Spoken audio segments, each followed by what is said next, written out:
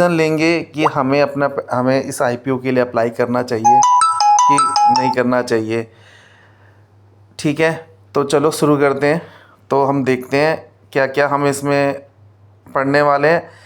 कि IPO fact, dates, price band, size, allotment, listing, the company's recent financials and ratios, how the issue is structured, valuations math, key strengths and risks, and what to watch before you decide. I cite primary source for the most important figure. ठीक है, तो हम financials देखेंगे, ratio देखेंगे, company के structure देखेंगे, valuations देखेंगे कि कंपनी ने जो शेयर इशू किया है मार्केट में, जो जितने रुपए का इशू कर रही है, जितना पैसा ले रही है, कि वो वर्थेबल है कंपनी के बुक्स ऑफ अकाउंट्स के अकॉर्डिंग। क्या इज़ इट वर्थेबल और नॉट, ये सारी चीज़ें हम देखेंगे। आओ शुरू करते हैं। क्या होता है first, offer basic, what, when, how, big. Company Lenskart solutions limited, IVL retailer, omni channel opticals. तो लेंसकार्ट तो हमें पता है कि लेंसकार्ट सॉल्यूशंस कंपनी हमारे क्या करती है। तो इनका जो बिज़नेस है, इनका बिज़नेस है चश्मे बनाने का। ठीक है, चश्मे बनाने का बिज़नेस है ये इनका। इनके रिटेलर्स, इनके शोरूम हैं का बहुत सारे। ठीक है, तो नॉर्मली ये चश्मा बनाती है और उसे बेचती है अपने शोरूम के थ्रू। ठीक है, IPO open close 31 October 2025 to 4 November 2025 public bidding. तो जो आईपीओ ओपन हुआ है 31 अक्टूबर 2025 से लेके 4 नवंबर 2025 तक आईपीओ ओपन है।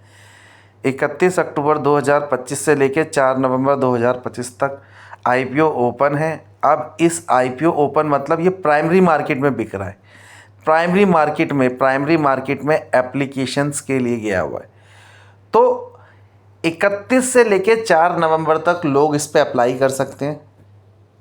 लोग इसमें अप्लाई कर सकते हैं शेयर्स के लिए लेंसकार्ट कंपनी पर। वहाँ कंपनी पे, वहाँ ये कोई से भी डीमेट अकाउंट में जाओ, वहाँ पर ऑप्शन होता है आईपीओ परचेज़ करने का। अगर ज़ीरोधा में जाते हैं तो मैं आपको भी ज़ीरोधा का मैं शो कर देता हूँ कहाँ पे शो होता है। जैसा कि ये है ज़ीरोधा में अगर मैं देखूं तो यहाँ पर ऑप्शन है, देखो वॉच लिस्ट, नीचे ऑर्डर, पोर्टफोलियो, बिड्स में अगर आप जाओगे तो बिड्स में देखो ऑनगोइंग आईपीओ कौन कौन से हैं वो शो होंगे। तो अभी जो आईपीओ है, 2 कंपनी के आईपीओ चल रहे हैं। एक लेंसकार्ट का है, ठीक है। इसमें 2 इन्वेस्टर टाइप हैं, एक इंडिविजुअल इन्वेस्टर है और एक एम्प्लॉई है। इंडिविजुअल इन्वेस्टर जैसे कि हम लोग रिटेलर जो कंपनी के एम्प्लॉय नहीं है, इसके अलावा जो भी है इन्वेस्टर्स, वो इंडिविजुअल कैटेगरी में आएंगे। ठीक है, और कंपनी के एम्प्लॉय, तो 2 लोग यहाँ से अप्लाई कर सकते हैं। हम अप्लाई करेंगे एज ए इंडिविजुअल इन्वेस्टर। अब एज ए इंडिविजुअल इन्वेस्टर अगर मैं अप्लाई करूँ तो क्या है, मिनिमम क्वांटिटी 37, मतलब 37 यूनिट्स हमें मिल सकते हैं मिनिमम के लिए हम अप्लाई कर सकते हैं अगर रिटेलर कैटेगरी है। जो प्राइस बैंड है 382 रुपये से लेके 402 रुपये तक का प्राइस बैंड है। कि मतलब एप्लीकेशंस जब डालेंगे 382 से लेके 402 रुपये की रेंज के बीच में शेयर का प्राइस रहेगा। इन्वेस्टर टाइप, इंडिविजुअल हर एक रिटेलर साइज के लिए इंडिविजुअल इन्वेस्टर के लिए कितना शेयर इशू करा है, 7,278 करोड़। Lot size 37। ठीक है, एक लॉट में 37 यूनिट होंगे। लॉट साइज 37 करा हुआ है। About the company, Lenskart is India's top eyewear brand with 2,700 plus store and ₹6,652 crore revenue in financial year 2025, up 22.6%। मतलब कंपनी इंडिया की भाई जानी मानी टॉप ब्रांड है, हर कोई जानता है, हर कोई जानता है। कम से कम 2700 से प्लस स्टोर हैं इसके। प्रीवियस फाइनेंशियल ईयर 2025 में इसका जो रेवेन्यू है 6,652 है करोड़ है, 6,652 करोड़ का रेवेन्यू है, जो कि compare then previous financial year 22.6% up है। मतलब कंपनी का ग्रोथ पिछले रेवेन्यू के कंपैरिजन 22.6% अप है। ठीक है, तो मतलब बढ़ा है रेवेन्यू, 22.6% रेवेन्यू बढ़ा है। लेट्स सी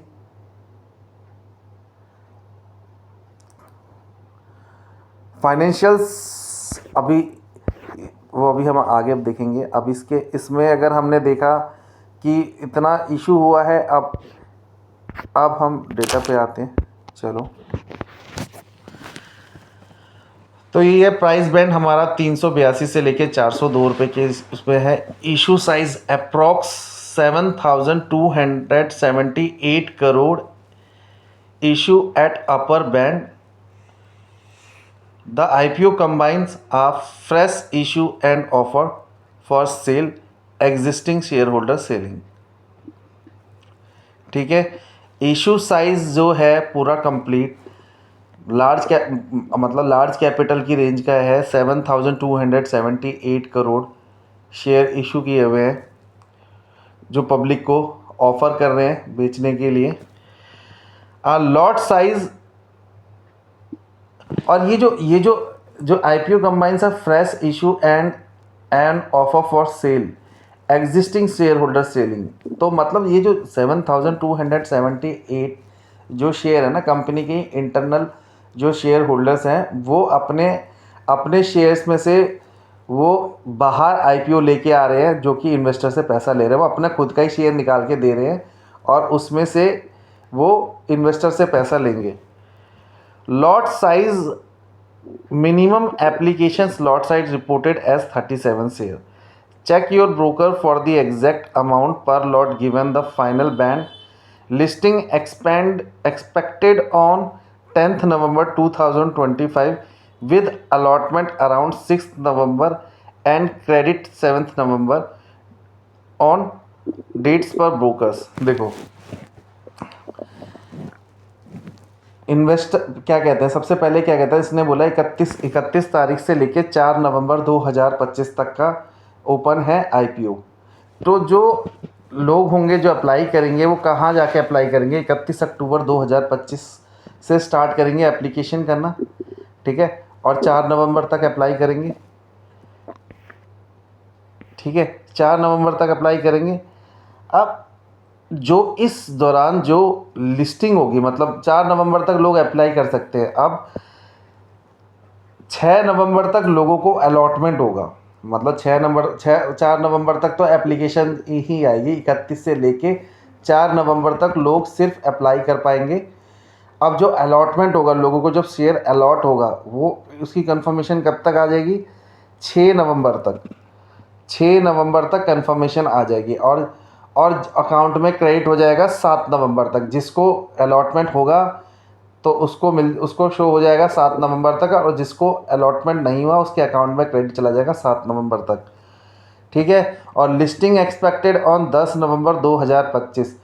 10 नवंबर 2025 को IPO लिस्ट होगा सेकेंडरी मार्केट में, जिसको हम बेल ओपनिंग भी बोलते हैं। उस समय 10 बजे करीब 10 नवंबर 2025 को ये हमें स्टॉक एक्सचेंज, मतलब हमें डीमेट अकाउंट में सेल परचेज में शो होगा, ओपन होगा कि ये कितना अप जा रहा है, कितना नीचे जा रहा है। 402 का इसका एप्लीकेशन है, क्या ये 402 से ऊपर जाएगा या नीचे जाएगा? ठीक है, चलो आगे बढ़ते हैं। तो 31 से लेके 4 नवंबर तक एप्लीकेशन डालना है, ठीक है, प्राइस रेंज रहेगी 3,382 रुपये से लेके 402 रुपये तक एक शेयर की। अब एक एप्लीकेशन पे हमें 37 शेयर मिलेंगे, ठीक है। 6 नवंबर तक 6 नवंबर तक सारे शेयर्स अलॉटमेंट हो जाएंगे। 7 नवंबर तक क्रेडिट हो जाएगा, अकाउंट में शो होने लग जाएगा, और जिसको जिसको नहीं मिला उसके पैसे उसके रिफ़ंड हो जाएंगे उसके अकाउंट में। और 10 नवंबर को ये सेकेंडरी मार्केट में लिस्ट ओपन होगा, जिसमें हमें प्राइस अप एंड डाउन देखने का और सेल एंड परचेस करने का मौका डायरेक्टली मिलेगा, ठीक है। हाउ द आईपीओ स्ट्रक्चर, अब स्ट्रक्चर देखते हैं आईपीओ का, किस तरीके का आईपीओ है ये। अभी तो हमने सीधा मोटा मोटा सारी चीज़ें जानी कि हाँ क्या क्या है। How the IPO structure, the IPO includes both a fresh issue, company raising new capital, and OFS by existing investor, ठीक है। तो इस आईपीओ में ना दोनों इंक्लूड है कि एक तो नया शेयर भी इशू कर रहे हैं, ठीक है, और जो शेयर होल्डर है, जो ऑलरेडी शेयर होल्डर है, वो अपने अपने शेयर में से भी ऑफर टू सेल कर रहे हैं आईपीओ के थ्रू। कि मतलब जो एग्जिस्टिंग शेयर होल्डर वो अपना खुद का शेयर भी बेच रहे हैं और कंपनी अपना फ्रेश शेयर इशू भी कर रही है, फ्रेश शेयर भी इशू कर रही है। तो the IPO includes both a fresh issue, company raising new capital, and OFS by existing investor. Founders SoftBank, Timas, Kedara, etc. are seller as per disclosure, ठीक है। मतलब जो फाउंडर्स हैं इसमें SoftBank, Temasek, Kedaara etcetera are seller as per disclosure, यही seller है। Anchor bidding occurred before public open, Reuters and the company DRHP note the mix and major selling shareholder।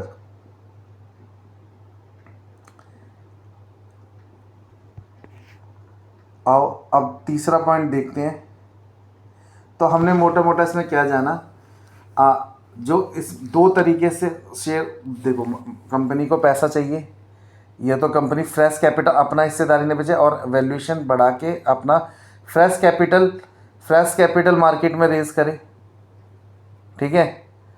कि हाँ इतना fresh capital, existing share holder के share as it is ही है, जो बचे हुए कुछ उसमें से फ्रेश इशू करे मार्केट में, या जो एग्जिस्टिंग शेयर होल्डर है वो दोनों ही बेच रहे हो। एग्जिस्टिंग जो कंपनी के एग्जिस्टिंग शेयर होल्डर है वो शेयर बेच रहे हो। यहाँ पे दोनों है, फ्रेश भी आ रहा है और ऑफर टू सेल है एग्जिस्टिंग शेयर होल्डर वाला, ठीक है। जो शेयर होल्डर पहले से हैं वो अपने हिस्से में से भी कुछ शेयर ऑफर टू सेल के थ्रू मार्केट में लेके आ रहे हैं, ठीक है। Profit loss for the year, अगर हम की फाइनेंशियल्स देखें, financials year 23 to 25 consolidated recent year, 6 revenue है इसका 6,652 से लेके 7,900 करोड़। फाइनेंशियल ईयर में 7,900 करोड़ तक का इसका जो रेवेन्यू है कंपनी का, जो सेल है कंपनी ने से हमने कैसे बताया था, हमने प्रॉफिट एंड लॉस अकाउंट बनाना सिखाया था। प्रॉफिट एंड लॉस अकाउंट में मैंने क्या बताया था, प्रॉफिट एंड लॉस अकाउंट में हम क्या कंपनी के फाइनल अकाउंट बनाते हैं तो हम क्या बनाते हैं, ट्रेडिंग अकाउंट करते हैं। ट्रेडिंग अकाउंट में हम क्या शो करते हैं, ट्रेडिंग अकाउंट में हम शो करते हैं कि कितना कंपनी का रेवेन्यू हुआ और कंपनी ने प्रोडक्ट बनाने में कितना खर्चा किया, उसके बाद कंपनी का ग्रॉस प्रॉफिट निकलता है। मतलब वहाँ से डायरेक्ट एक्सपेंसेस और डायरेक्ट इनकम डाल दे तो उसके बाद हमारा ग्रॉस प्रॉफिट आता है। ग्रॉस प्रॉफिट में से इनडायरेक्ट एक्सपेंसेस और इनडायरेक्ट इनकम जोड़ दे तो उसमें हमारा नेट इनकम आता है।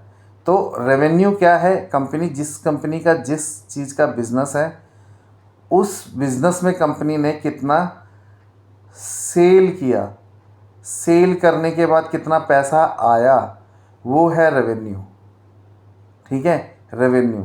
अब रेवेन्यू क्या होगा लेंसकार्ट कंपनी का? लेंसकार्ट का बिजनेस किसका है? चश्मे बनाने का। तो चश्मे बना के ही वो लेंसकार्ट पैसा जनरेट करती है।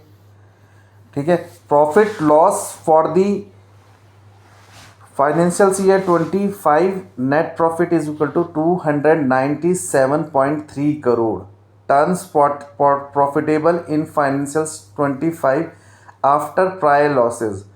Financials 24 financial year 24 had a small loss 10 to 100 crore by differing consolidating trend lines in summaries।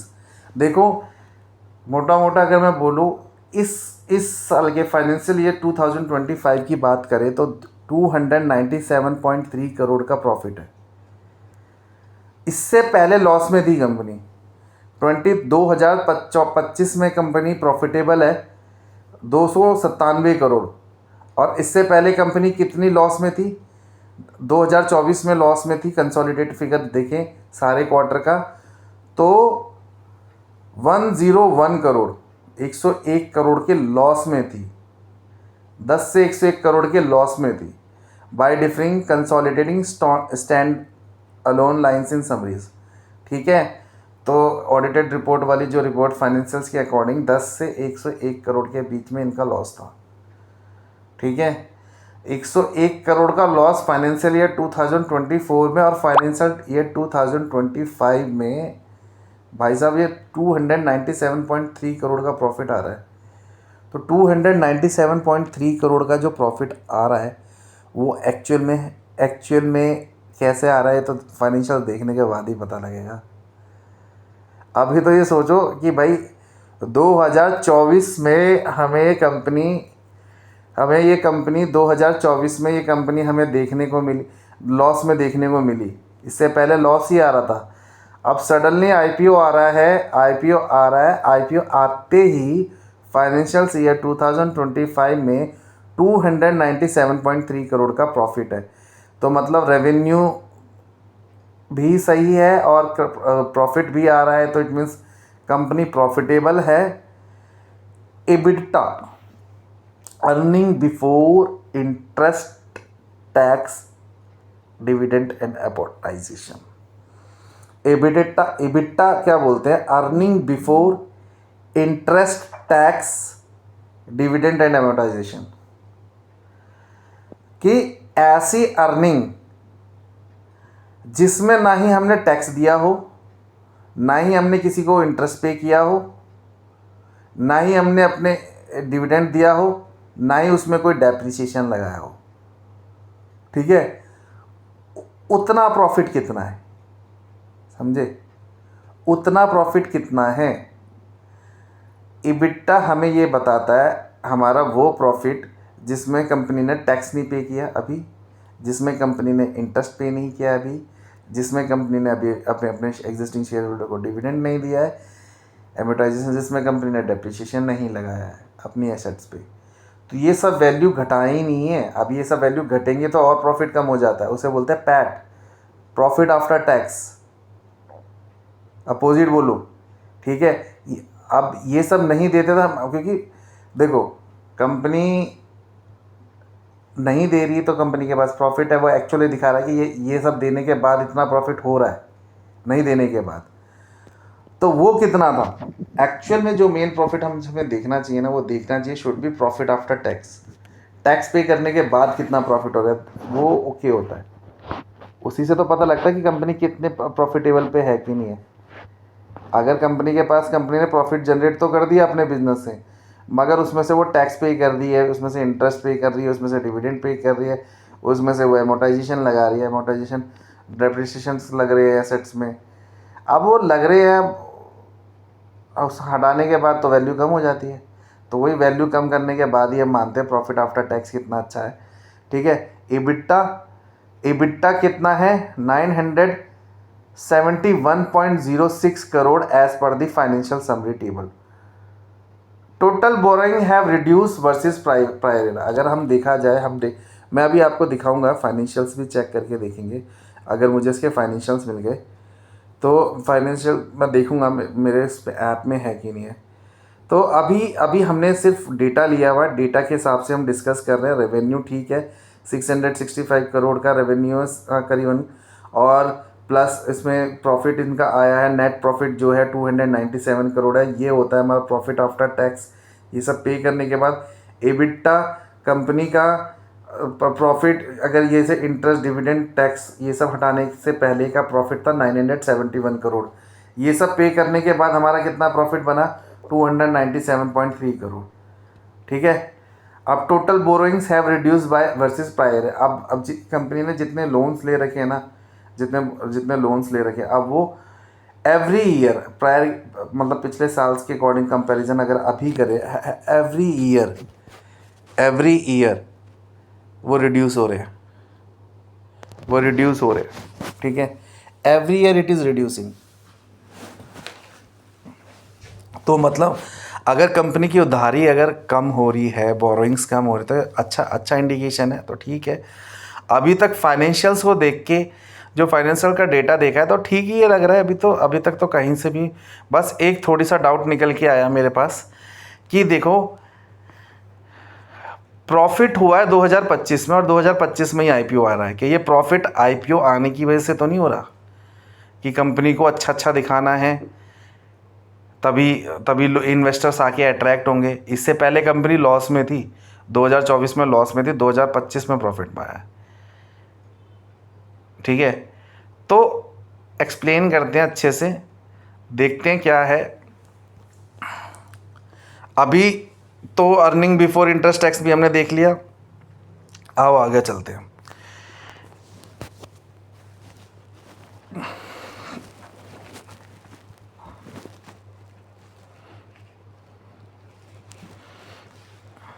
implied valuations and a quick valuation check. Implied market valuations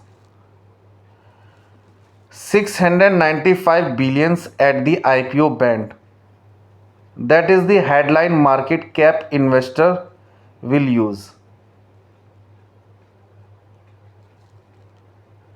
आते हैं इस पे हम।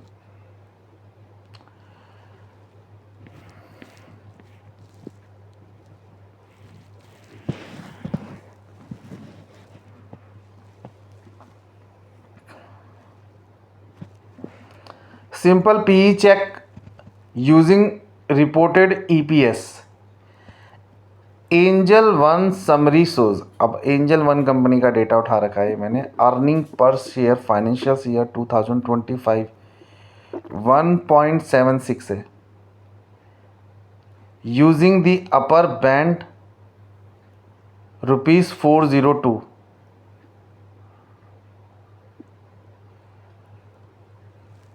भैया एक शेयर पर, बाप रे बाप, तो वैल्यूशन बहुत ज़्यादा आई है। देखो, मेरी लास्ट क्लास मैंने अकाउंटिंग रेशियो पढ़ाई थी। अकाउंटिंग रेशियो में मैंने अर्निंग, मैं आपको दिखा देता हूँ, मैं शायद मेरे पास डेटा हो। अकाउंटिंग रेशियो एनालिसिस,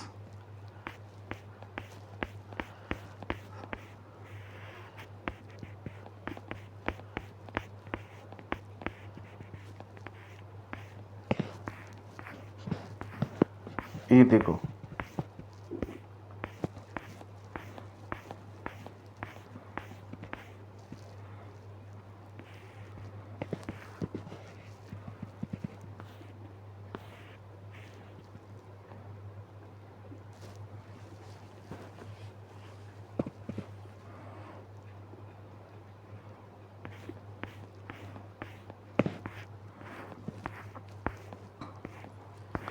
देखो मार्केट वैल्यू जो हमने अकाउंटिंग रेशियो में हमने 5 चीज़ पढ़ी थी। क्या होता है? लिक्विडेशन रेशियो, मेरी वीडियो देख लेना अकाउंटिंग रेशियो की, उसमें अच्छे से समझाया है। सॉल्वेंसी रेशियो, ठीक है। Measures long term financial positions and debt capacity, ठीक है। अभी profitability ratio shows companies earnings capacity and efficiency।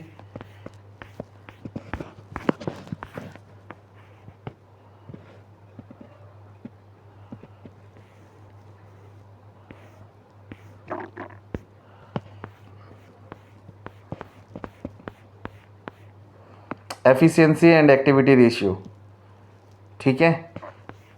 Measures how efficiency resources are used in business.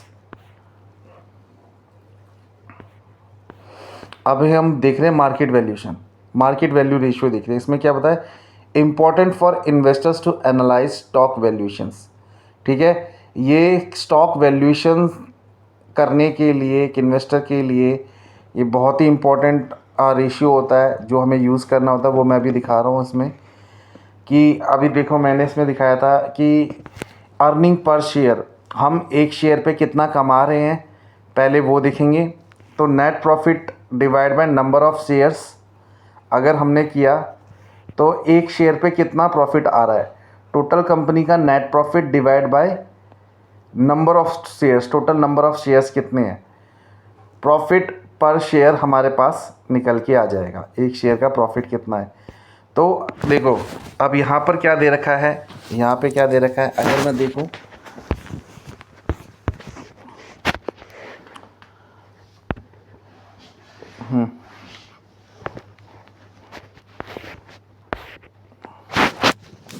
तो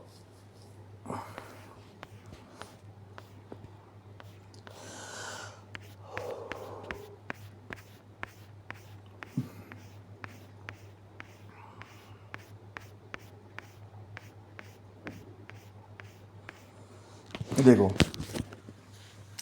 angel One summary shows EPS financial year 2025 rupees 1.76। अब earning angel one के according, angel one ने ये summary दिखा रखी है, उसमें उन्होंने बताया कि कंपनी का अर्निंग पर शेयर 1.76 है, ठीक है। एक शेयर पे कंपनी कमा रही है ₹1.76, ठीक है। तो कंप्यूट पी रेशियो, अब एक शेयर पे कंपनी कितना रुपये कमा रही है, ₹1.76। अब कंपनी ने करंट में जो शेयर लॉन्च किया है, जो एप्लीकेशन के लिए डाला है, वो ₹402 का डाला है। अब ₹402 का डाला है, अगर ₹1 में कंपनी 1.76 का प्रॉफिट कमा रही है तो पी रेशियो कितना है। पी रेशियो हमें ये शो करता है कि कंपनी का जो स्टॉक है अंडर वैल्यूड है या ओवर वैल्यूड है। अंडर वैल्यूड मतलब कंपनी का जो शेयर है वो कम रेट में मिल रहा है या ज़्यादा रेट में मिल रहा है, महंगा है या सस्ता है, ठीक है। सस्ता है या महंगा है कैसे पता चलेगा। अभी देखो एक शेयर में कंपनी का अर्निंग पर शेयर 1.76 है। अब कंपनी ने कितने रुपए का शेयर मार्केट में निकाला है, एक शेयर का रेट है ₹402। ₹402 एक शेयर का रेट है ₹402। ये देखो अगर ₹402 एक शेयर का रेट है और अर्निंग प्राइस हमारा है 1.76, अर्निंग पर शेयर हमारा है 1.76, तो पी रेशियो है 228.4090। बाप रे बाप, इतना महंगा।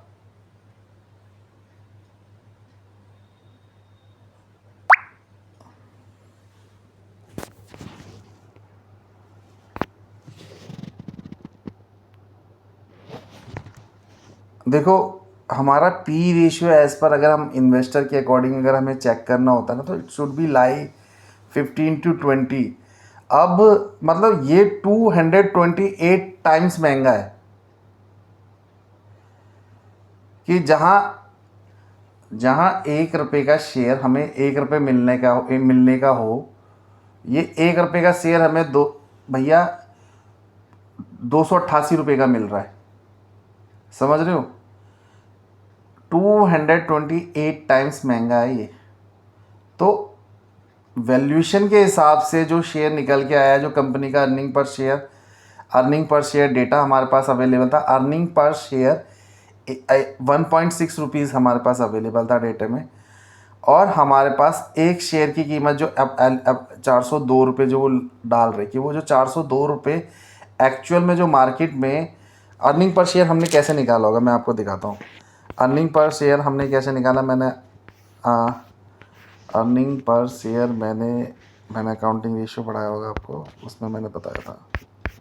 मैं आपको फिर से रिकॉल करा दे रहा हूँ, याद रहेगा।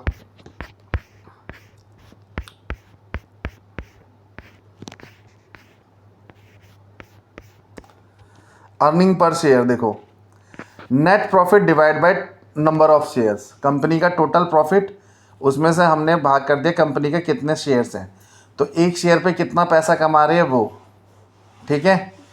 कंपनी का कितना total profit divide by number of shares कर दिया, हमें एक कंपनी के एक प्रॉफिट आ गया। अब कंपनी कितना शेयर्स का प्राइस रख रही है, 402 रखी, 402 रखा है, तो इट मीन्स कंपनी ने कितना महंगा शेयर रखा है। वैसे तो कंपनी के हिसाब से कंपनी का प्रॉफिट हो रहा है, अगर net profit divide by total number of share 1.76, ठीक है। तो अब मार्केट पर share divide by earning per share, ठीक है। अब मार्केट में लेंसकार्ट ने 402 रुपये का रेट रखा है, 402 डिवाइड बाय 1.76, तो हमारे सामने आ गया शेयर कितना महंगा है। अगर सपोज़ इस शेयर का प्राइस, इशू प्राइस इन्होंने 1.76 रखा होता और एक शेयर पे कमाने की क्षमता 1.76 ही है, तो 1.76 डिवाइड बाय 1.76 मतलब बुक वैल्यू इज़ ऑन, एकदम बुक वैल्यू एकदम एग्जैक्टली है, मतलब जो होना चाहिए एक शेयर का प्राइस वही है, मगर यहाँ पर कितना है 402 शेयर, 402 रुपीज़ है। अब 402 को हम डिवाइड कर देंगे 1.76 से, तो हमारे पास निकल के आ जाएगी कितना टाइम्स महंगा है, साफ पता चल रहा है। तो भैया इसमें अब देखो, हमें ये तो पता चल गया कि मार्केट में ये जो शेयर मिल रहा है 402 डिवाइड बाय 1.76 करा 228 टाइम्स 228 पी आ रहा है, और ये पी बहुत ज़्यादा वैल्यूएशन हाई है, मतलब कि मार्केट में जो शेयर्स मिल रहा है वो ऑलरेडी बहुत ज़्यादा रेट में उन्होंने दिया है कि स्टॉक होल्डर अब पता नहीं कितना कमाएगा, 402 से और क्या ही जाएगा, मतलब इतनी वैल्यूएशन हाई कि कंपनी का क्या विज़न है। कंपनी को पीयूष बंसल जी को ये पता होगा कि हमारी जो कंपनी है उसका ग्रोथ बहुत हाई है। कहने का मतलब है ग्रोथ कैसे आई है, अगर इसका विज़न के थ्रू से अगर हम जाने कि लेंसकार्ट ने क्या सोच के इतना महंगा प्राइस रखा अपना शेयर का 228 निकल के आ रहा है, तो क्या सोचा होगा इतना महंगा। तो आप खुद सोचो, अगर आप एक मैनेजमेंट में हो और डिसीजन करना हो, क्या सोच के आपने इतना शेयर महंगा।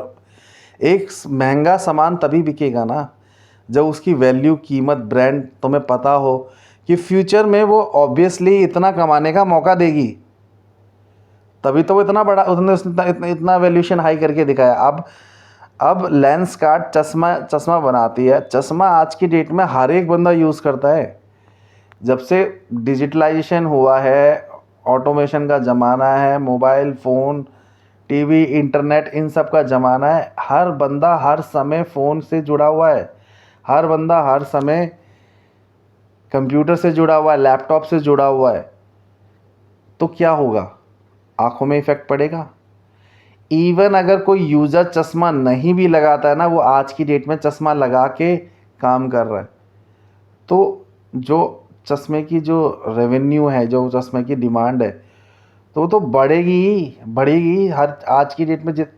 पूरा मार्केट इतना बड़ा लार्ज कैपिटल मार्केट है इसका, चश्मे का, तो लेंसकार्ट तो एक की प्लेयर है, मतलब ब्रांड है वो, तो उसने इतना अच्छा मार्केट कैप्चर कर रखा है, तो उसको पता है उसकी वैल्यू कि मार्केट में वो बिज़नेस देगा ही देगा और बिज़नेस आएगा ही आएगा। अब ये हो सकता है कि हाँ 402 का जो इसने मतलब कहने का मतलब, अभी इसके पास एक रुपये है, इसने बोल दिया कि मेरे 1 रुपये की कीमत 228 रुपये है। ये ले लो तुम। इसके पास पैसा है 1 रुपये, जैसे ये सेकेंडरी मार्केट में लेके आ रहा है 228 गुना कीमत बढ़ा के दे रहा है। तो मतलब भाई साहब, आपका जो पैसा है ना, आपका जो पैसा है वो जब तुम इन्वेस्ट करोगे ना, इस कंपनी की वैल्यू बढ़ जाएगी 228 टाइम। समझ गए? अब तुम्हें जो पैसा कमाना है ना, वो 402 के बाद कमाना है। पीयूष बंसल जी ने तो कमा लिया, 228 टाइम्स पैसा कमा लिया उन्होंने।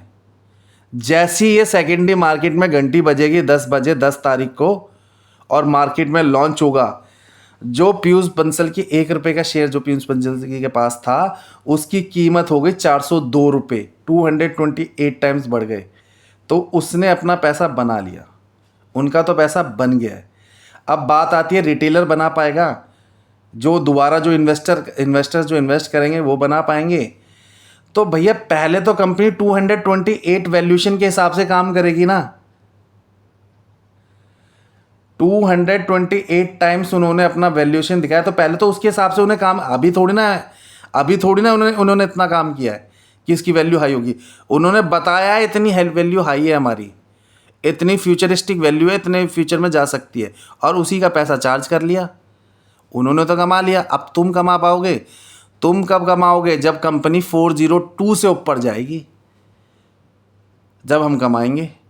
तो कंपनी के लिए ग्रोथ करना पड़ेगा। हाँ, मुझे इतना पता लग रहा है, वैल्यूएशन देख के ये समझ आ रहा है कि कंपनी का शेयर कुछ टाइम तक मुझे लगता है कि वो पकाएगा लोगों को बहुत ज़्यादा। जो रेंज लेके चलेगा 402 500 की रेंज में ही चलेगा। ये अगर तुम सोचोगे ये बूम बन जाएगा, ऐसा कुछ भी नहीं होना। जितना बूम करना है कर लिया इन्होंने। ठीक है, तो अब देखते हैं, लेट्स सी। डेटा तो हमें पी रेशियो ने तो मेरे को बहुत ज़्यादा वो कर दिया, डिसअपॉइंट कर दिया कि ये मेरे को, अगर ये मेरे को मिलता 15 के हिसाब से, मतलब नॉर्मली ना, जहाँ तक मैंने देखे गवर्नमेंट कंपनी जब लॉन्च करती है ना अपने आईपीओ, तो डेफिनेटली वहाँ पे फाइनेंशियल्स इस तरीके से ही होते हैं कि पी रेशियो बिल्कुल ओके दिख रहा होता है कि हाँ महंगा नहीं है। मगर यहाँ तो देखते ही एकदम सीधा 228 टाइम्स। भाई अब हम क्या ही कमाएंगे इसमें? कमा तो लिया इन्होंने। अब एक रुपये की कीमत उसकी 228 रुपये हो जाएगी, सिर्फ जब 10 नवंबर में जब कंपनी अपना आईपीओ लॉन्च करेगी। समझे? इसलिए कंपनी का फाइनेंशियल ईयर 2025 में प्रॉफिट आ गया। लेट्स सी, और डाटा पढ़ते हैं, और डाटा देखते हैं क्या क्लैरिटी आती है। क्या समझ आया अभी? जितना भी आईपीओ के बारे में देखा पढ़ा, हमने क्या जाना? देखो, आईपीओ मैंने बताया था प्राइमरी मार्केट में आता है, प्राइमरी मार्केट में आईपीओ आता है। ठीक है, अब वैसे ही लेंसकार्ट ने अपनी पहली बार अपना आईपीओ प्राइमरी मार्केट में लॉन्च किया। ठीक है, इशू साइज उसने रखा 7,278 करोड़ का, कि 7,278 करोड़ का शेयर ये कहाँ शेयर इशू करेंगे? मार्केट में लोगों से पैसा उठाएंगे। अब एक लॉट में, मतलब एक बारी में अगर कोई अप्लाई करेगा तो कितने शेयर मिलेंगे एक रिटेलर को? 37 शेयर। एक लॉट में 37 शेयर है, 37 शेयर मिलेंगे मिनिमम रिटेलर 37 शेयर खरीद सकता है। 37 शेयर के लिए एप्लीकेशन कर सकता है एक पैन कार्ड से। ठीक है, अब इसमें उसने एप्लीकेशन डाल दी। एप्लीकेशन डालने के बाद अलॉटमेंट होती है, तो 6 नवंबर तक वो सारी चीज़ें हो जाएगी। 6 नवंबर तक अलॉटमेंट हो जाएगा। अगर जिसको नहीं हुआ उसके पैसे उसके अकाउंट में आ जाएंगे। 10 नवंबर को मार्केट में शेयर इशू होगा। सेकेंडरी मार्केट में ख़रीदा बेचा जाएगा। ठीक है, अब ख़रीदा बेचा जाएगा। अब यहाँ पर ये चीज़ पता चल गई मेरे को कि हमारे कंपनी का प्रॉफिट पता चल गया। हमें प्रॉफिट कितना है। अब कंपनी देखो, issue size is around 727,278 crore, मगर कंपनी टारगेट वैल्यूएशंस जो बता रखा है 75,000 करोड़ कि इतने की कंपनी पहुंचानी है। भाई ये वैल्यूएशन है। टारगेट वैल्यूशन, एक सेकंड,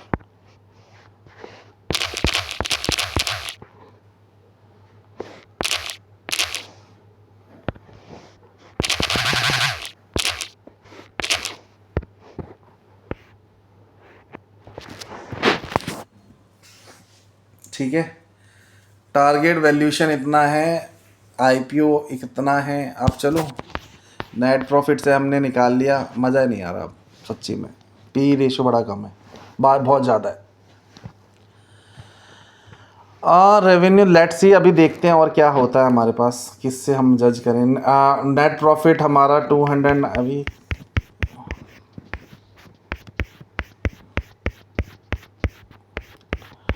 तो यहाँ पे हम, तो पी हमने देख लिया 1.76, ठीक है। देखो यहाँ पर भी लिखा हुआ है वेरी हाई, ठीक है, very high stock P ratio 228.4, very high. Data देखे क्या एंजल वन ने किस तरीके से निकाला है।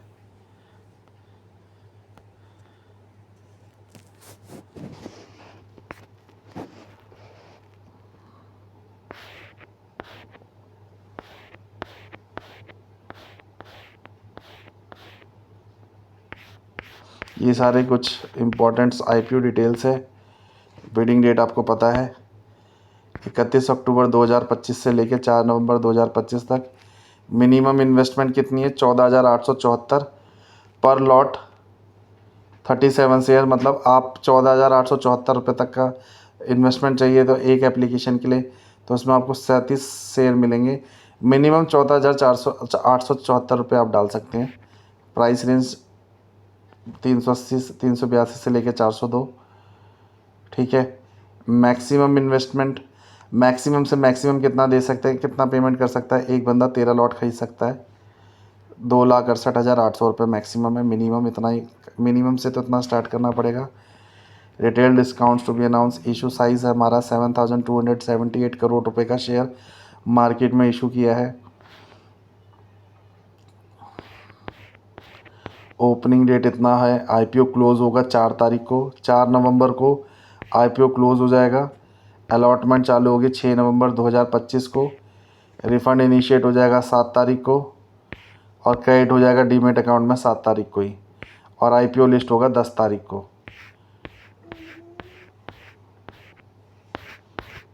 अब ये रिसर्च का पार्ट है, मैं पढ़ तो सकता हूँ।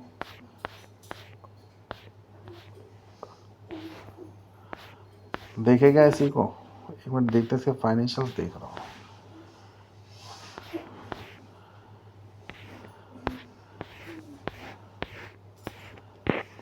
ये देखो,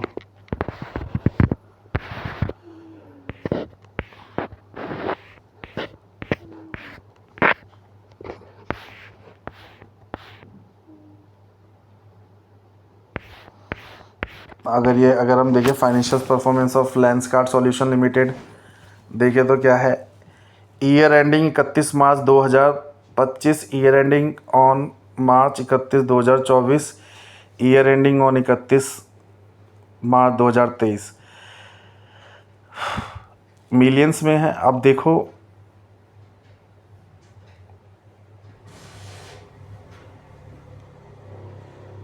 दो 2023 में 37,880 मिलियंस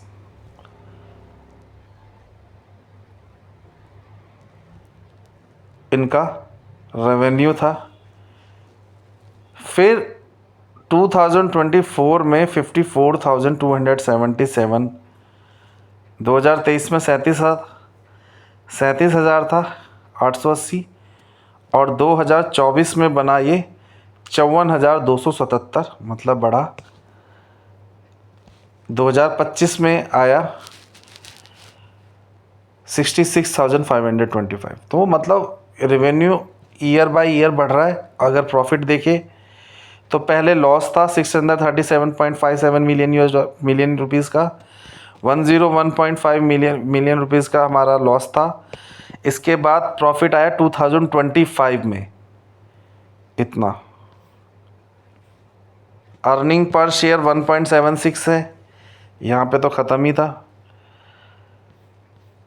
एबिटा इतना है। टोटल बोरिंग्स देखिए तो पहले 9 बोरिंग्स मतलब उधारी 9172.08 उधारी थी, फिर कम हुई 4971.54 उधारी कम हुई और उधारी कम हो गई 3459.39 करोड़ हो गई। तो उधारी कम हो रही है, कंपनी की इंडिकेशन अच्छा है कि कंपनी के पास लोन्स नहीं है, उधारी नहीं है। ठीक है, रेवेन्यू भी ठीक है, अब प्रॉफिट भी आ गया है कंपनी में। ठीक है, अब देखते हैं यार और फाइनेंशियल्स देखें कहाँ है।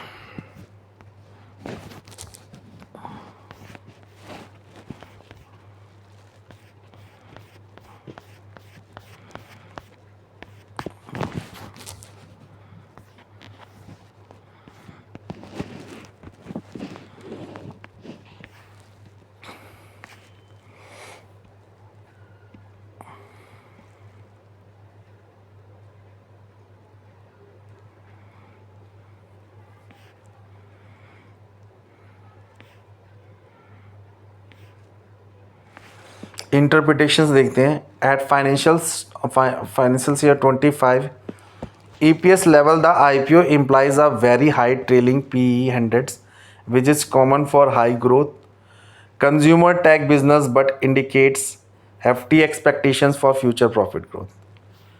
Oh, subscriptions market receptions early indicator. One the issue heads early subscriptions tractions and gray market premium indicates a potentials listing. Pop brokers reported day one subscriptions numbers and GMP movement. Check live broker pages for exact real time subscriptions multiples. 1.13x and 13x on day one and GMP commentary suggested possible listing upside. These are short run market signals, not guarantees. तो देखो कितना subscription आया है अभी अगर हम देखें ना, तो चलो अभी हम चेक करते हैं रियल कि देखो कहने का मतलब कि एक एक एक क्वांटिटी निकाली है, उस एक क्वांटिटी को निकालने के लिए 10 क्वांटिटी खरीदने वाले आ गए, मतलब एक ही क्वांटिटी अवेलेबल है, 10 क्वांटिटी की डिमांड आ गई तो 10x की डिमांड है, तो सब्सक्राइब हो गए 10x, समझे। तो अभी वो बोले कि डे वन सब्सक्रिप्शन में मतलब इसका लोगों ने कितना अप्लाई करा, डे वन की बात करें 1.13x डे वन में ही 1.13x हो गया। ठीक है, और जिससे कि क्या होता है GMP ग्रेस मार्केट प्राइस जो होता है ना, कहने का मतलब कि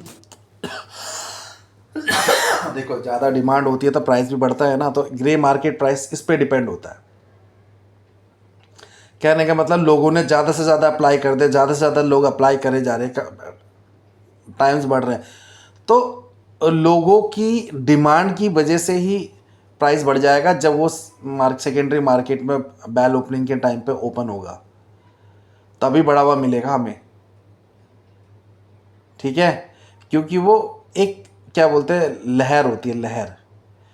अगर मैं उसका IPO लूँ, क्या बोलते हैं ओला कंपनी की एक लहर थी 78 की रेंज में, आई थिंक उसका IPO आया था। फाइनेंशियल्स बहुत सही नहीं थे कंपनी के। ठीक है, हर एक बंदों ने उसको मना किया था, मगर एक वो होते ना विज़न के साथ लेके कंपनी आई है मार्केट में कि हाँ इलेक्ट्रिक व्हीकल्स को बनाना है, खुद ही बनाना है, खुद ही बेचना है, सब कुछ खुद ही करना है, पार्ट भी खुद ही बनाना है। एक विज़न है उसका और वो उसी पे काम कर रही है। पता है फ्यूचर में डिमांड है ही है, तो लोग उस लहर में बह गए और लोगों ने पैसा डाला 78 रुपीज़ के हिसाब से शेयर, और वो शेयर बढ़ा क्योंकि इतनी कहर थी। वो लहर जो होती ना लहर, वो लहर में इतना दम था कि लोगों ने अप्लाई किया, और जो ग्रे मार्केट प्राइस जब वो सेकेंडरी मार्केट में एंटर करी, ओपनिंग बेल के टाइम में ओपन हुआ तो सीधा अप गया क्योंकि लोगों को इंटरेस्ट था उसमें। ₹78 का शेयर, मगर 78 रुपये का शेयर खरीदा, और जैसी वो ग्रे मार्केट में सेकेंडरी मार्केट में ओपन हुआ, वो मार्केट अप किया। इट्स अराउंड करीबन 1-2-3 दिन में वो करीबन मेरे को लगता है वो 130 से ऊपर गया था, 130 रुपीज़ से ऊपर गया था। अब 130 रुपीज़ से ऊपर जाके उस समय पता था मेरे को एक चीज़ कि कंपनी के फाइनेंशियल्स अच्छे नहीं होंगे ना तो ये लहर का पैसा है, नीचे जाना है। तो वो चीज़ पीक पे हमें उस शेयर को रखना है नहीं रखना है, वो उस समय ना कंपनी के शेयर्स के फाइनेंशियल ही डिसाइड करेंगे।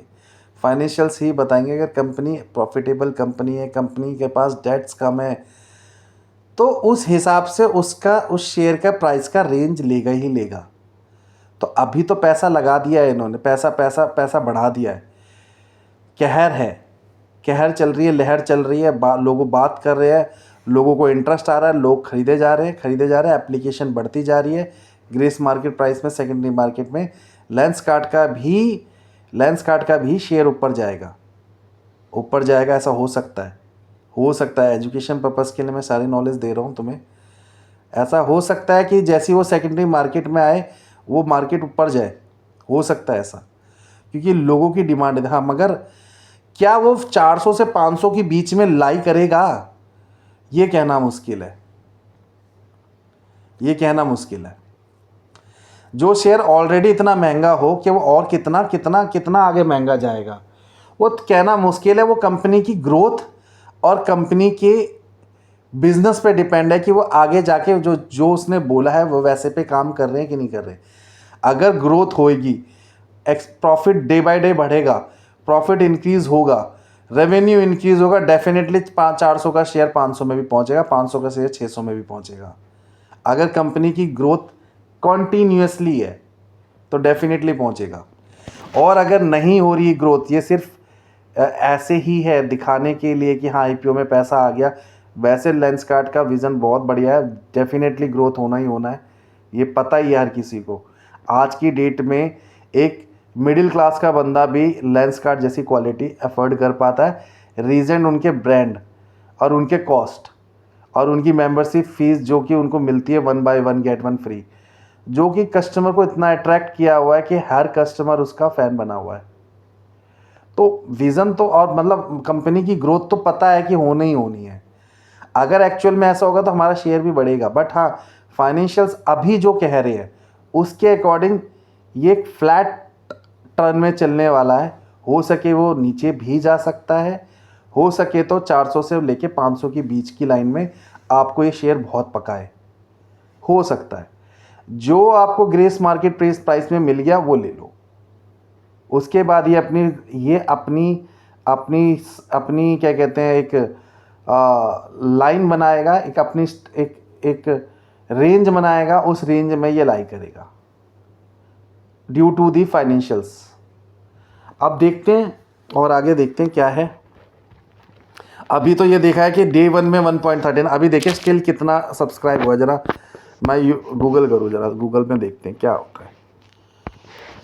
हाँ, इसमें मैंने डाला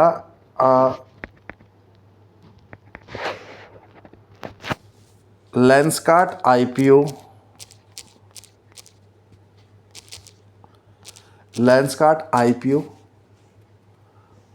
subscription till date.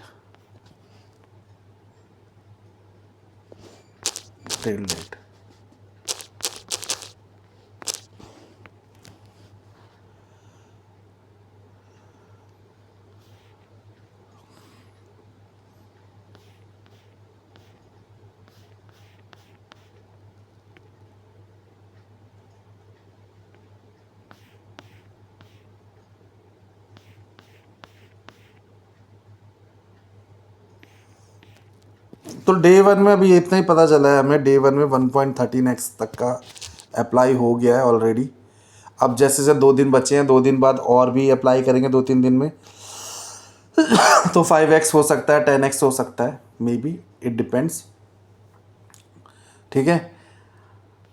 Whose Behind the company's scales and reach, founders, promoters, Piyush Bansal, co-founders and CEO, and co-founders, major investors historically include SoftBank, Timas Kedara Capitals, and others. The DRHP and news pieces named those investors are sellers in offer to sell. देखो, offer to cell जो होता है ना, O F S का मतलब होता है offer to cell. ये क्या है? देखो, फाउंडर्स प्रोमोटर्स कौन है? पीयूष बंसल है, को फाउंडर एंड सीईओ, हर कोई पता है किसी को। एंड को फाउंडर्स, उसके जो को फाउंडर्स है बहुत सारे लोग हैं, जैसे मेजर इन्वेस्टर्स जो जिस इसमें इंक्लूड है, कौन कौन से? SoftBank, Temasek, Kedaara capital and others है। ठीक है, ये सब इनके को फाउंडर्स हैं। और सीईओ हमारा पीयूष बंसल है। ये इन्वेस्टर्स हैं, इन्वेस्टर्स जिनका ज़्यादा इन्वेस्टमेंट लगा हुआ है इस कंपनी में।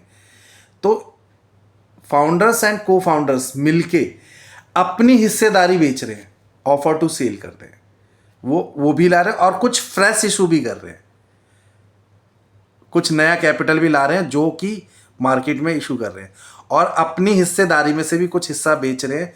अगर अपनी एग्जिस्टिंग शेयर होल्डर अपनी हिस्सेदारी में से कुछ हिस्सा मार्केट में बेचता है और उससे वो इन्वेस्टर से पैसा उठाता है, उसको हम बोलते हैं OFS, offer to sell. Network, thousands of retail stores across India, plus international presence, company statements and media note, nationwide store expansions and manufacturing capabilities. Use of proceeds. The fresh issuance proceeds are typically earmarked for expansion, stores, tech, working capital, capex, and general corporate purpose. The DRHP describes the specific buckets. Read the prospectus sections object of the offer for precise allocations. Key strength.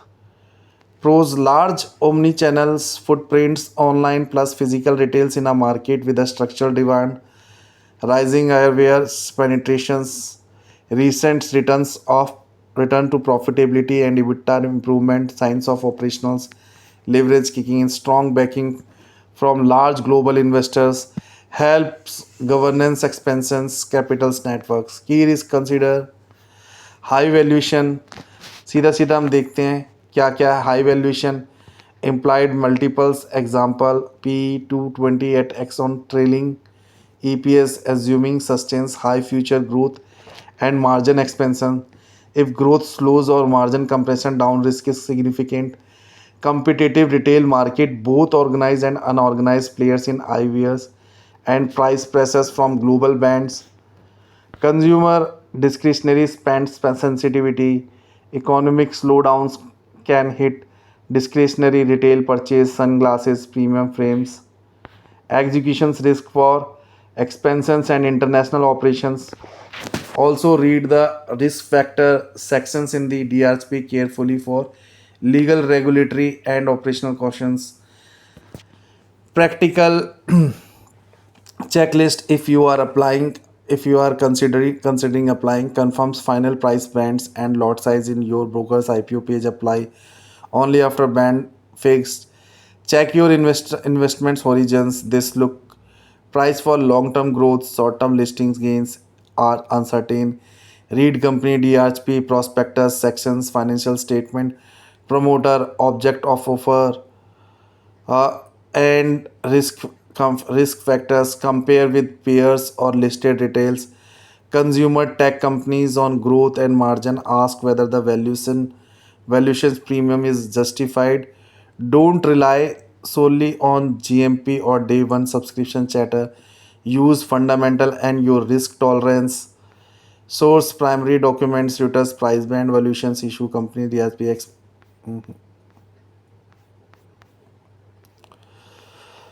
देखो, simple हमें हमें हमें जो जितना जानना था हमने जान लिया आईपीओ के लिए। अब इसकी हम फाइनेंशियल्स देखेंगे। ठीक है, आईपीओ में जानने के लिए मैं एक समरी में आपको सारी चीज़ें बता देता हूँ। फिर से रिकॉल करते हैं। समरी में लेंसकार्ट कंपनी क्या है?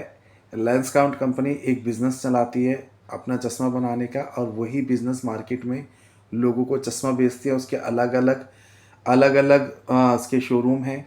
जहाँ पे उनके मैन्युफैक्चर होके वो अपने खुद के शोरूम में ही अपने सारे प्रोडक्ट को बेचती है। 2700 से ज़्यादा उसके स्टोर्स हैं लेंसकार्ट के, ठीक है। पीयूष गोयल बंसल इसका को फाउंडर है, सीईओ है। और इसके साथ साथ जो कुछ इन्वेस्टर्स हैं, जो माने जाने इन्वेस्टर्स हैं, वो माने जाने इन्वेस्टर कौन कौन से हैं आपको मैंने यहाँ पर बताया था।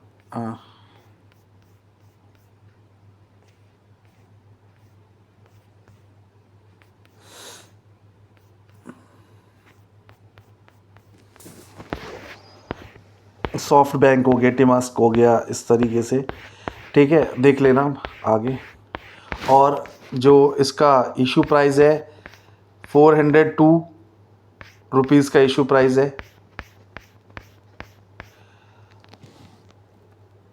मार्केट में प्रॉफिट है, प्रॉफिटेबल है बिज़नेस। 2025 में प्रॉफिटेबल हुआ, इससे पहले लॉस में थी। रेवेन्यू इंक्रीज़ हो रहा है, प्रॉफिट इंक्रीज़ हो रहा है comparison than other compare other financial year. अगर मैं प्रीवियस फाइनेंशियल ईयर से कंपेयर करूँ तो हाँ, ग्रो कर रहा है, रेवेन्यू भी ग्रो कर रहा है, प्रॉफिट भी ग्रो कर रहा है। बट इसका जो वो है पी रेशियो वो थोड़ा महंगा है, 22.8 228 आया, तो इट मीन्स थोड़ा महंगा है। अब डिपेंड करता है कंपनी जैसे जैसे फ्यूचर करेगी, ग्रोथ में जिस तरीके से ग्रो करेगी, फ्यूचर में जिस तरीके से ग्रो करेगी, उसी तरीके से बिज़नेस भी एक्सपैंड करेगा और हमारा शेयर में भी वो आएगा, बढ़ोतरी आएगी। अब इतनी चीज़ें तो हमने देख ली, तो कंपनी पे ट्रस्ट करके, एक ब्रांड वैल्यू पे ट्रस्ट करके परचेज़ इन्वेस्टमेंट कर सकते हैं। ऐसा कोई नहीं है कि हाँ, हमें ट्रस्ट है कंपनी पे कि फ्यूचर पे डेफिनेटली कुछ ना कुछ तो ग्रोथ होना ही है। इतना बड़ा विज़न अगर पीयूष बंसल लेके आए हैं तो डेफिनेटली वो अगर पैसा उठाएंगे मार्केट से तो अपने बिज़नेस को भी ग्रो करेंगे और उस हिसाब से बिज़नेस भी ग्रो करेगा। तो शेयर्स में कुछ टाइम तक तो नहीं दिखेगा बढ़ते हुए, मगर हाँ, अगर बिज़नेस अच्छा आया, प्रॉफिट रेवेन्यू बढ़ता रहा, तो डेफिनेटली इसमें क्या कहते हैं इंक्रीमेंट देखने को मिलेगा। शॉर्ट टर्म प्रोस्पेक्टस की ग्रे मार्केट पीरियड्स में जितना लोग सब्सक्रिप्शन अप्लाई कर रहे हैं जीएमपी के थ्रू, जितना भी पैसा इंक्रीज़ हो रहा है ओपनिंग बेल में, तो हाँ, वो ही आपको देखने को मिल सकता है। उसके बाद ये शेयर आपको थोड़ा सा पकाएगा, डेफिनेटली एक रेंज लेगा, ये चीज़ सीखी है।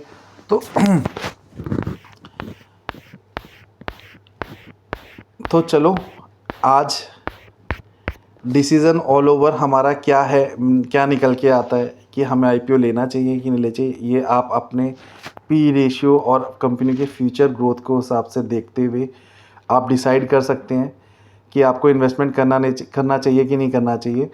अगर कंपनी के फ्यूचर ग्रोथ, कंपनी बहुत ज़्यादा स्ट्रॉन्ग है तो करना चाहिए। बट यहाँ पर थोड़ा सा डाउट इस तरीके को आया है देख के कि पहले कंपनी प्रॉफिटेबल नहीं थी, आईपीओ के टाइम पे प्रॉफिटेबल हो गई, ठीक है, प्लस लॉस में थी, लॉस के बाद कंपनी प्रॉफिटेबल आई और पी रेशियो को कुछ बहुत ज़्यादा है वैल्यूएशन। तो सोच समझ के इन्वेस्ट करिए, पैसा आपका है, डिसीज़न आपका है। तो आज मैं वीडियो इसी समय क्या कहते हैं क्लोज़ करता हूँ। Thank you everyone. मेरी वीडियो अगर आपको अच्छी लगे, क्लास अच्छी लगे, तो आप इस वीडियो को लाइक करें, सब्सक्राइब करें और ज़्यादा से ज़्यादा शेयर करें। होप आपको ये वीडियो अच्छी लगी होगी, आपको एक इसकी इन्फॉर्मेशन वर्थेबल लगी होगी, तो आप जाइए, आप अप्लाई करें, किसी भी डीमेट अकाउंट में जाके आप अप्लाई कर सकते हैं लेंसकार्ट के लिए। ऑल ओवर कंपनी का प्रॉफिट ठीक है, फाइनेंशियल ईयर 2025 में बढ़ा है, रेवेन्यू भी बढ़ा है, ठीक है, और कंपनी अच्छी है, नो डाउट्स। कंपनी ने मार्केट बहुत अच्छा कैप्चर किया हुआ है, तो एक एप्लीकेशन तो बनता है। अगर अपना राय दूं तो definitely I will go for one application, कि मैं ज़रूर एक लॉट के लिए तो ज़रूर अप्लाई करूँगा। सो 14,000 and 1,875 I can spend on this IPO, क्योंकि आई नो कि आई ट्रस्ट ऑन लेंसकार्ट का प्रोडक्ट मैंने यूज़ किया हुआ है, मैंने देखा हुआ है, तो वेरी गुड। फाइनेंशियल्स के अकॉर्डिंग इतना मज़ा नहीं आ रहा है देख के, बट हाँ, भरोसे के, ट्रस्ट के अकॉर्डिंग एज ए कस्टमर और as a investor as a customer I trust on Lenskart, मुझे ट्रस्ट है लेंसकार्ट पे। तो एज ए इन्वेस्टर एक एप्लीकेशन के लिए तो मैं अप्लाई कर सकता हूँ, एक अलॉटमेंट के लिए तो मैं अप्लाई कर सकता हूँ। Thank you everyone, that is my, ये मेरा सजेशन है, और जो भी राय है वो सारे एजुकेशन पर्पज़ के लिए। आप खुद रिसर्च करो। इसके बाद मैंने इतना बताया, अब मैं आपको बोल रहा हूँ आप क्या करो। अब जाओ लेंसकार्ट कंपनी के फाइनेंशियल्स को खोलो, फाइनेंशियल्स को ओपन करो। मैं अगर सारी चीज़ें एक्सप्लेन करूँगा तो आप लोग रिसर्च नहीं करना सीखोगे, आप रिसर्च करना सीखोगे। रिसर्च कैसे करोगे? आप कंपनी के साइट पे जाओ, उनके फाइनेंशियल्स ओपन करो, उनके सारे विजन्स को पढ़ो, एक एक चीज़ पढ़ो, क्या है उनके सारे प्लान्स पढ़ो, उनके सारे गोल्स पढ़ो, उनके सारे मेंबर्स पढ़ो, सारे ब्राउज़र्स को अच्छे से पढ़ लो डाउनलोड करके। उसमें फाइनेंशियल स्टेटमेंट देखो, एक एक फाइनेंशियल्स को चेक करो, एक एक की पॉइंट्स को चेक करो जो मैंने रेशियो में सिखाए हैं। पी रेशियो मेन होता है जो हमें दिखाता है कि कितना टाइम्स वैल्यू है शेयर की, कितना महंगा है। ठीक है, चेक करो कि बुक वैल्यू क्या बनती है। मैंने बुक वैल्यू बताया, बुक वैल्यू का फॉर्मूला क्या है। एक बार चेक करो, खुद एनालाइज करो कि बुक वैल्यू कैसे निकल के आती है। लेंसकार्ट के एक शेयर की बुक वैल्यू क्या है और मार्केट में इसने कितने रुपए का निकाला है, इसे एनालाइज करो, खुद जाके चेक करो, देखो कितनी चीज़ें देखने को मिलेगी आपको। बाकी मैं इन सब चीज़ों के लिए वीडियो बनाऊंगा तो डेफिनेटली ये सब चीज़ें भी एक्सप्लेन करूंगा, एक पूरे फाइनेंशियल्स को किस तरीके से एनालाइज करते हैं वो सब चीज़ें। अभी हमने जस्ट डेटा उठाया था, डेटा उठाया लेंसकार्ट का, जो हमें डेटा बता रहा था उस डेटा से मैंने एक्सप्लेन किया और आप लोगों को बताया है। थैंक यू एवरीवन, जय हिंद, वंदे मातरम। अब मिलते हैं नेक्स्ट वीडियो में।